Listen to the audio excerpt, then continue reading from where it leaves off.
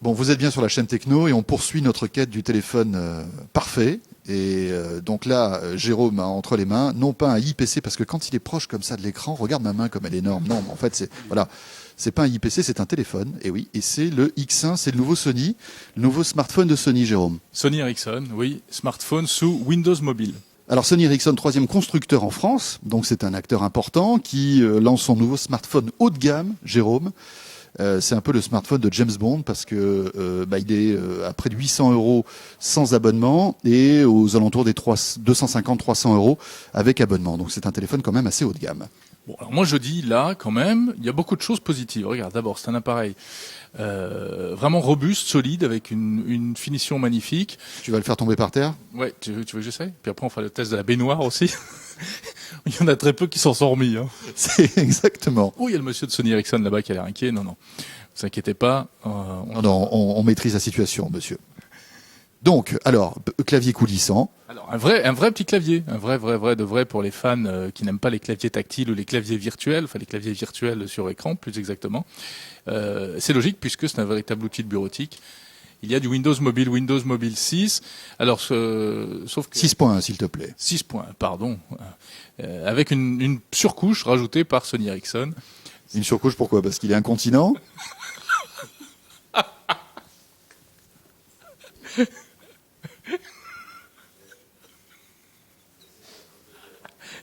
Non, ça, tu peux pas le faire. On va le couper. Oui, ça, on va le couper au montage. Alors, donc là, c'est quoi? J'imagine que c'est sur le menu, là. Alors ça, c'est le... Ah, il n'y a plus rien. Qu'est-ce que tu as fait? Ah, attention. C'est ta voiture. C'est plein de surprises.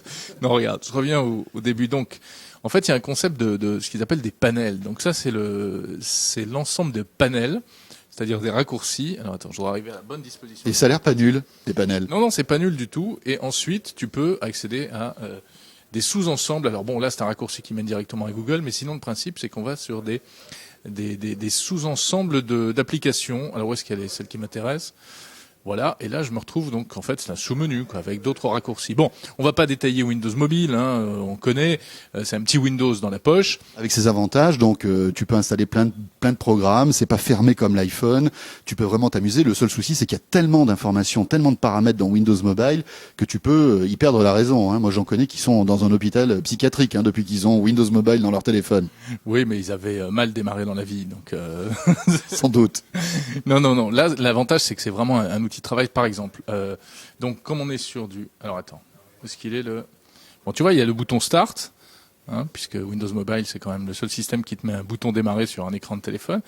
Et là je peux accéder à toutes les applications qui m'intéressent, en l'occurrence par exemple Office. Alors, juste une précision, l'écran a une définition vraiment incroyable, une très très bonne définition, ce qui fait que, alors c'est un avantage, c'est que quand vous regardez des films ou des photos, c'est vraiment excellent. L'inconvénient, c'est que tout est écrit beaucoup plus petit, puisque la définition est vraiment très très importante. Le seul souci, c'est que quand c'est écrit petit sur un téléphone qui est tactile, autant vous dire que votre doigt a intérêt d'être très très fin pour arriver à cliquer au bon endroit, si vous voulez. C'est pour ça qu'il est livré aussi avec un stylet, hein, Jérôme. Hein.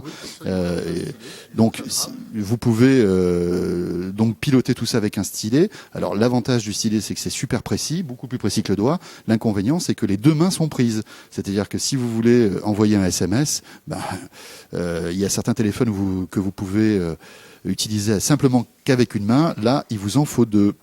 Jérôme, tu t'en sors ou tu veux qu'on appelle l'outline? Non, c'est parce que là je suis pas dans une configuration très confortable. J'ai pas l'usage de tous mes doigts. Mais sinon, sur le principe, ça fonctionne très bien. Alors, le stylet, oui, c'est vrai que c'est indispensable dans certaines positions, dans certains cas. Non, montre-nous un peu avec Internet Explorer. Là. On va revenir au début. Alors, la touche de raccourci, c'est celle-ci, Xpanel, qui me ramène à l'écran d'accueil. Internet Explorer, tel qu'on le connaît. Donc il n'y a pas d'accéléromètre hein, comme sur l'iPhone où quand on le tourne, l'écran se bascule automatiquement. Mais en revanche, cette fonction existe lorsque l'on ouvre l'appareil pour accéder au clavier.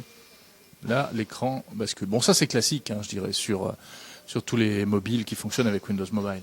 Alors il existe en 2 couleurs, en noir, celle qu'on teste en ce moment, et puis une version acier brossé qui est plutôt réussie, qui est très chic, on va dire. Donc là, Jérôme, qui a découvert Google il y a 3 minutes, va tester Google. Absolument génial. Tu sais que tu peux chercher tout ce qui t'intéresse. Regarde. Ouais, c'est génial parce que tu tapes Google et tu es sur Yahoo, c'est formidable. Ecumenix, cet appareil. Alors, il est GPS, Voilà. AGPS, C'est ça que je cherchais. il est Wi-Fi, bien sûr. Il est 3G+. Enfin bon, il a tous les derniers raffinements technologiques. On va vous montrer aussi tout à l'heure une petite vidéo. Montre l'interface multimédia. Là, c'est ça, Alors voilà. Alors l'interface multimédia qui permet d'accéder à tout ce qui est vidéo, audio, etc. Tiens, une interface qui n'est pas complètement étrangère à tous les possesseurs de PSP ou de PlayStation 3. C'est amusant, on dirait un peu la crossbar de la PlayStation 3. Ouais. Et donc là, vous avez accès à vos photos, mais aussi aux vidéos. Alors là, Je sais pas sur quoi on va tomber là. oui, je préfère pas parce que comme il n'est pas à nous, on sait jamais, on risque d'avoir des problèmes après. On va pas... Une bonne fluidité quand même. Hein. Et ça, c'est important parce qu'il y a beaucoup de smartphones qui essayent de faire comme si et puis qui en fait n'y arrivent pas. Là, on peut dire qu'on a une très bonne fluidité au niveau de l'affichage graphique. Heureusement qu'on a pris 2 heures de formation sur ce test. Hein. En fait, on va acheter le livre, le X1 pour les nuls, qui va bientôt sortir. Et je pense qu'on va en acheter plusieurs exemplaires. Donc là, on est toujours sur la photo. Si tu peux sortir du truc photo, ça serait super. Voilà, encore un coup. Voilà, ça c'est très bien. Et tu veux que j'aille où? Vidéo. Ah oui, vidéo. D'accord. Voilà, c'est parti. Et voilà, un petit coup de James Bond sur un écran. Il fait quoi? Alors Sony Ericsson mise aussi beaucoup sur l'aspect multimédia, je le disais, donc une qualité vidéo qui est vraiment acceptable, qui bénéficie donc de l'écran haute résolution. Et ce téléphone sera livré avec Iron Man sur une carte mémoire. Et là, on est en train de regarder le trailer en fait de James Bond, puisque James Bond est un petit peu, j'allais dire, l'égérie de chez Sony. Hein, Bien vu. Oui, bien vu. Donc on joue la complémentarité contenant-contenu. Je l'ai pas vu moi celui-là. D'ailleurs, on va vous laisser, on va regarder James Bond sur le téléphone. Hein. Bon François, ton verdict? Écoute, verdict mitigé. Point négatif, c'est Windows Mobile, donc c'est un peu lent. Voilà, ça c'est un point qui est pas terrible. L'aspect positif, c'est que c'est un téléphone qui est bien fini. Il existe en 2 couleurs, rappelons-le, ou noir ou acier. Il n'y a pas de rose? Pas encore, peut-être, mais c'est vrai qu'il est plutôt bien fini. Ça, il faut le retrouver. Ouais, c'est un téléphone pour homme d'affaires sérieux et classe. C'est vrai qu'il a une vraie touch of class. Bon, lent, je suis pas tout à fait d'accord. Il est moins lent que d'autres appareils qu'on a pu voir, même si Windows Mobile, c'est vrai, a besoin d'énormément de ressources pour fonctionner et pour assurer un maximum de fluidité. Et maintenant, le côté Windows Mobile, c'est vrai que on peut pas l'utiliser uniquement avec les doigts. On est obligé de sortir le stylet parce que sinon on est perdu. On fait forcément des bêtises. Moi, j'aurais tendance à dire que c'est un très bel appareil, mais il aurait peut-être mieux valu attendre la nouvelle version de Windows Mobile, qui j'espère sera beaucoup plus conviviale et beaucoup plus ergonomique. Et ce type d'appareil ne s'en porterait sans doute pas plus mal.